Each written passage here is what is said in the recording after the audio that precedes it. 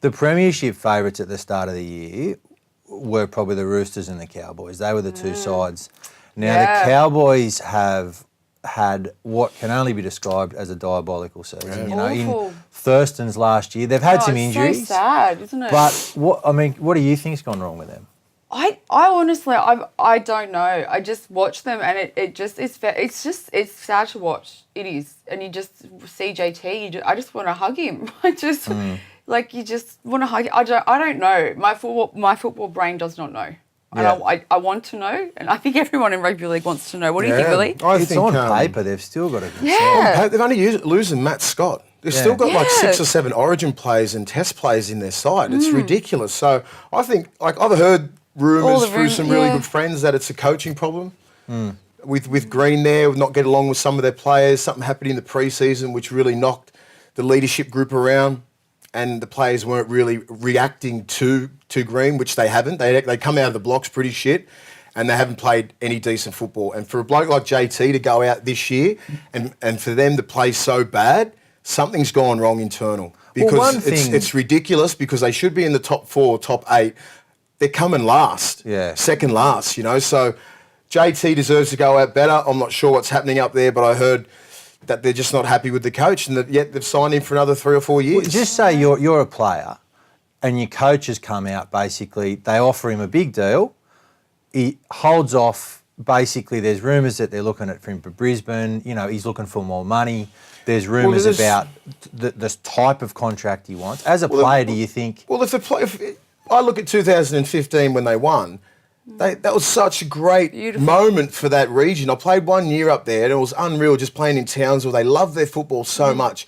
And what JT did and Jason Taumalolo and Matt Scott, that 17 did for that region was ridiculous. And anyone who's played the game, there's only a few coaches that can dictate and sort of mastermind their way around. And that's probably Wayne Bennett and Craig Bellamy.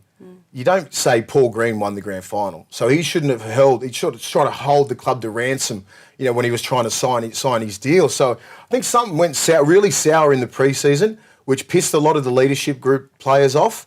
And obviously they're just not turning up for him, because there is a difference between trying to play for your coach. Like people play for Wayne Bennett. Yeah. They play for Craig Bellamy. You can see it. They don't want to disappoint him. I could honestly think if I was getting coached by Paul Green, I wouldn't give a shit. Yeah. I wouldn't play for him. Well, I mean, if you're sitting there and you're thinking, we're all part of something bigger than ourselves, we've got a good side, we've built a great culture, and then the coach is sort of half pie saying he doesn't, like, am I going to coach, am I not going to coach? Surely that does affect the player. Yeah, and I heard he had a couple of run-ins with some players on the piss. You know, they don't really like him doing that, and mixing with players, and just all these little things that have been built in the last 3 or 4 years. It's come to an end. Yeah. And it's really showed on the field, because I thought they had enough leadership in their side to get through that, you know, to get through. If you had a problem with the coach, if you had such a great leadership group, you can get through that and play for each other. But they obviously haven't. They've had a few injuries here and there. They've sort of clued on to how they play. They haven't really changed their game plan. So a lot of teams have easily adapted to how they attack. They've manned up on Jason Taumalolo, who's still playing like a beast. Yeah. Everyone's going, he's playing base, averaging 220 metres a game. He's still a beast. And I just think they've had some really bad, performances all year. So you've got essentially one of the most respected and accomplished leadership groups in the competition.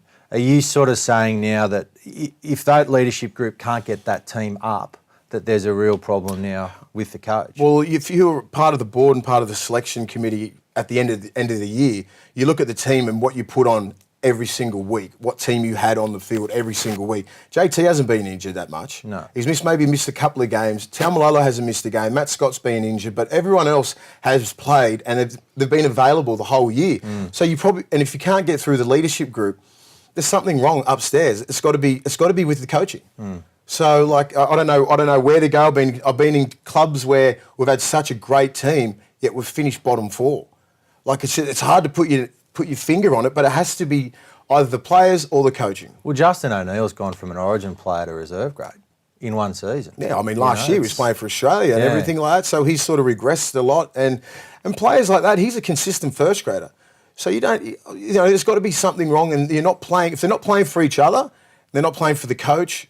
Something's got to happen up there, because that team deserves to win. And that roster that they've got, we would have thought top 4, top 2. And I was just thinking they're going to send JT might go out winning a premiership, which would have been unbelievable. But no. Him going out playing against the Titans in a regular season game, it's not the way one of the all-time greats should go. It's sad, and I mean, and he's the most likable Queenslander ever, coming from a Blue like that. You just they playing like kick puppies, aren't they? Yeah, they are. It is sad because they are busting their ass every single week, but it seems that other teams have got their measure. And I think it comes down to coaching, because you can't keep playing the same plays for 3 or 4 years. And that's what they've been doing. And then giving the ball to Jason Taumalola, who's just an absolute wrecking ball, but he can only do so much. Well, interestingly as well, like in previous years, they've had a huge number of Origin players that have gone throughout this. They don't this year. They've got Cohen Hess. So you can't blame Origin. There are sides that have been obviously affected by the Origin period, and that's obviously Penrith aren't performing too well at the moment, but the Cowboys haven't got that excuse. No, they've got no excuse. So I think they're just going to have to really have there's going to be no JT. Matt Scott's getting a little bit older, so they're going to go through a big rebuilding stage, and it's going to be up to the coaching and all the recruitment to try and get them off the bottom of the ladder, because that's where they are at the moment, and next year is going to be tougher.